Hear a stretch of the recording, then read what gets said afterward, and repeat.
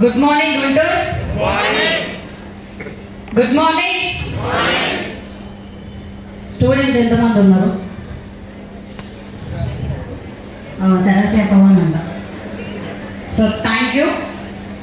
అంటే ఏమనిపిస్తుందో ఇప్పుడు అడగడానికి సమయం లేదు, ఎందుకంటే గురువు గారు మాట్లాడాలని నాకు చేతిలో ఉంటుంది, కాళ్ళు కూడా ఉంటుతాయి, మాటలు కూడా ఏం మాట్లాడుతున్నా తడబడతాం అనమాట.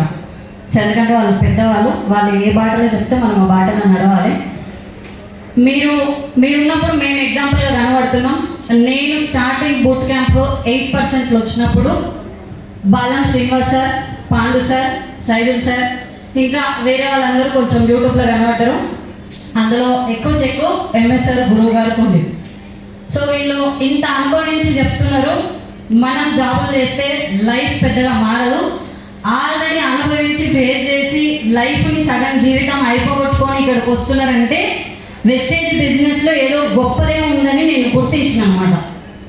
సో గుర్తించి పట్టుకున్నా కానీ చేయాల్సిన విధంగా చేయలే, ఉండాల్సిన విధంగా ఉండలే, మారాల్సిన విధంగా మారలే. ఎందుకంటే నేను చదువుకున్న కాలేజీ ఇల్లే నా ప్రపంచం, ఇంకా వేరే ఏం తెలియదు అనమాట. ఎదుటి వ్యక్తితో ఏం మాట్లాడాలంటే నేను వాళ్ళకి ఆన్సర్ ఇస్తే నేను వాళ్ళని రివర్స్ కొట్టినట్టు ఉంటుందంట. వాళ్ళు నన్ను మీటింగ్లో అన్నారు. సో నా యాటిట్యూడ్ ప్రకారం నేను ఉంటే నాకు చెక్ అనేది రాలే, టీమ్ అనేది రాలే, ఏమీ రాలే. కానీ వెస్టేజ్లో ఒక సిస్టమ్ ఉంటుంది, సక్సెస్ అయిన వాళ్ళు చేయి పట్టుకొని మీరు నడుస్తేనే ఖచ్చితంగా లక్ష్యాధికారి అవుతారు అని అన్నారు. ఒకరోజు మీటింగ్ వెళ్ళినప్పుడు కూడా నేను సపోర్ట్ కొట్టమంటే కొట్టకపోయేది, నవ్వమంటే కూడా నవ్వకపోయేది, ఎంత మాట్లాడించినా మాట్లాడకపోయేది అనమాట. అలాగ వస్తున్నాయి పైసలు, వాళ్ళు నవ్వుకోనిలే అన్నట్టు ఉండేది. ఎంఎస్ఆర్ గురువు గారు ఏమన్నారంటే సక్సెస్ అయిన వాళ్ళని అప్రిషియేట్ చేస్తేనే సక్సెస్ అవుతారు అన్నారు.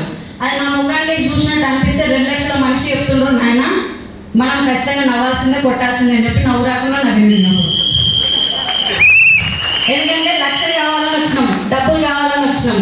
సక్సెస్ అయితే 2 లక్షలు తీసుకొని చెప్తున్నానంటే మామూలు విషయం కాదు అని చెప్పి అక్కడ నుంచి కొంచెం యాటిట్యూడ్ని నేను చేంజ్ చేసుకుంటూ వచ్చిన.